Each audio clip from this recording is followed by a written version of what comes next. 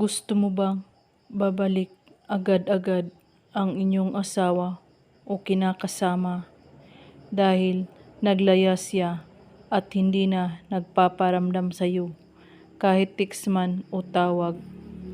Gawin mo ito para babalik siya sa iyo agad-agad.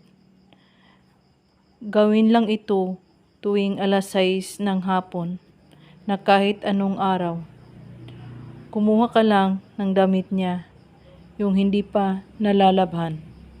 Tapos, hawakan mo ito at hiampas ito sa haligi ng inyong pinto. Sabay tawag ang pangalan niya at apelyido. Umuwi ka na sa atin. Ulit-ulitin mo ito na 6 na beses. Ihampas mo ang damit sabay ang pangalan. At pagkatapos mo itong gawin, itago mo ang damit niya sa ilalim ng iyong kama.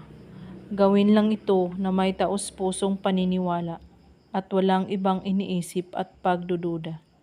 At kung may katanungan po kayo ay magko-comment lang po sa baba. Maraming salamat sa panunood. May God bless us all.